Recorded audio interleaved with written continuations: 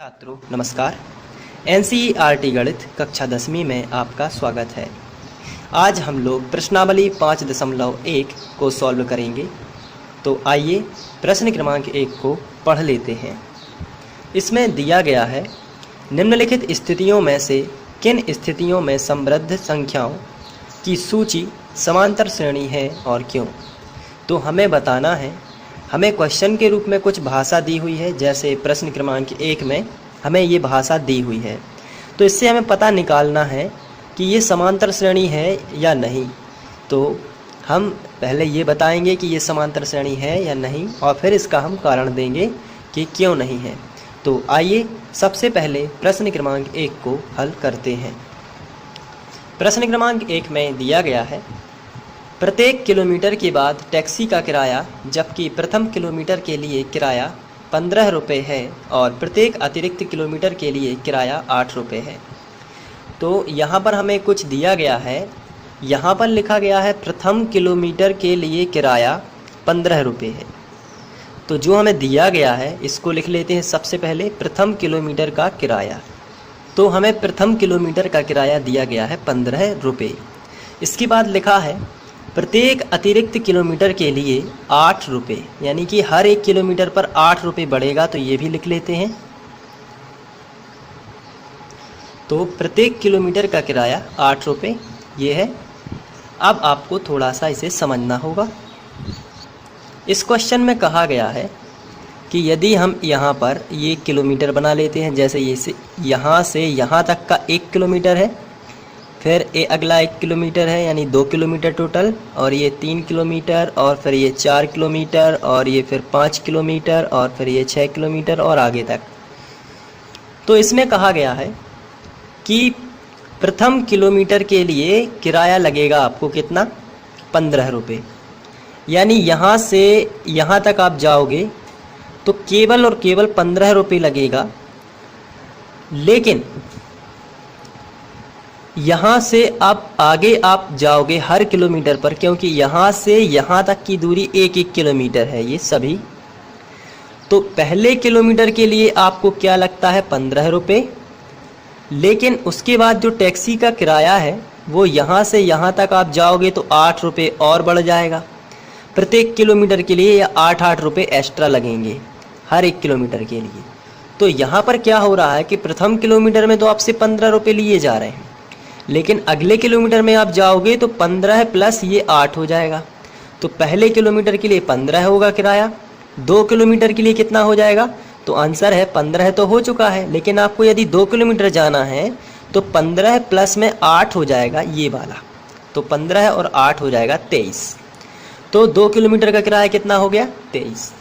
इसी तरीके से यदि आपको 3 किलोमीटर जाना है तो 23 में 8 फिर और जुड़ जाएंगे, तो 3 किलोमीटर का किराया हो जाएगा 23 और 8 जुड़ के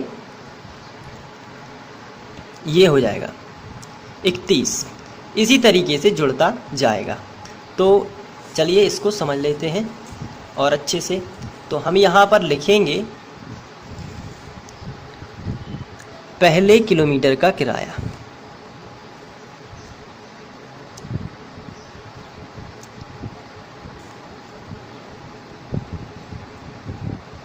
फिर से एक बार लिख लेंगे, बराबर 15 रुपये। ये तो हमें दिया ही गया है। अब यहाँ पर हम श्रेणी बना रहे हैं। अब इसके बाद लिखना है 2 किलोमीटर का किराया।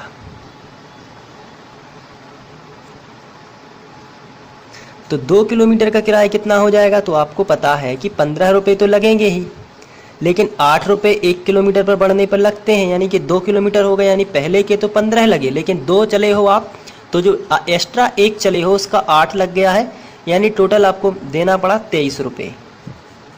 इसी तरीके से यदि आप 3 किलोमीटर जाओगे, 3 किलोमीटर का किराया, तो 2 तक का कितना लगता है, तो आंसर है 2 तक का लगता है 23। लेकिन अब आप 3 तक गए हो इसलिए 1 किलोमीटर और चले हो, इसलिए 1 किलोमीटर का किराया निर्धारित है 8। तो अब आपको 23 और 8 और लगेंगे, तो ये हो जाएगा 23 और 8 31। तो यहाँ पर हम 31 लिख देंगे।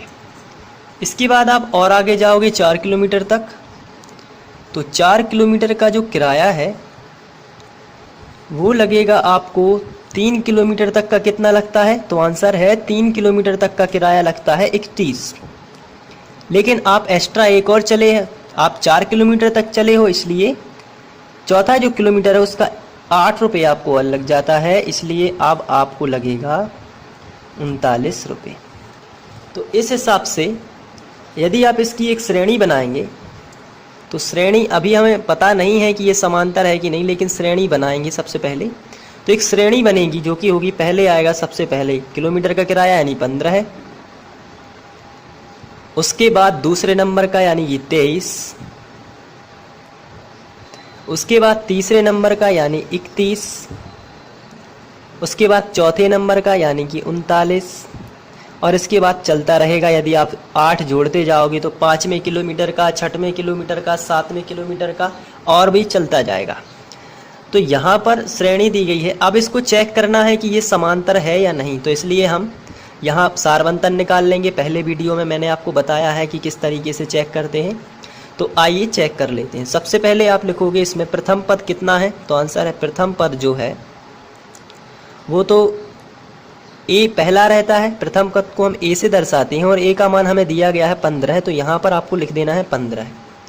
अब सार्व अंतर निकाल लेते हैं। तो सार्व अंतर अलग अलग होता है, मैंने आपको पहले वीडियो में बताया है, तो आप वहाँ पहला वीडियो भी देख सकते हैं, जिससे आपको पता लग जाएगा कि किस तरीके से हम सार्व अंतर निकालते हैं।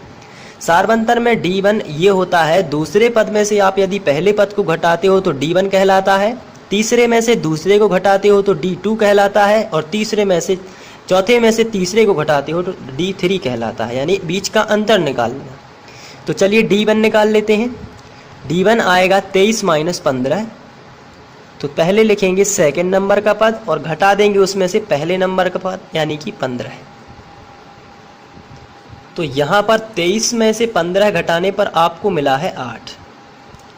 अब आप D2 निकालेंगे। D2 कैसे आता है, तो आंसर है तीसरे नंबर के पद में से आप दूसरे नंबर का पद घटा दोगे। तीसरे नंबर का पद कितना है, तो आंसर है तीसरे नंबर का पद है 31 माइनस उसमें से आप दूसरे नंबर का पद यानी कि 23 घटा दोगे, तो 31 में से 23 जाएंगे तो आपको मिलेगा 8।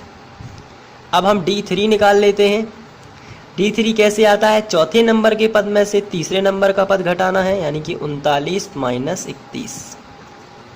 39 में से 31 घटेंगे तो भी आएगा 8। तो आप यहाँ पर देख रहे हो कि जो सार्व अंतर है वो समान है, यानी D1, D2, D3 तीनों ही समान है।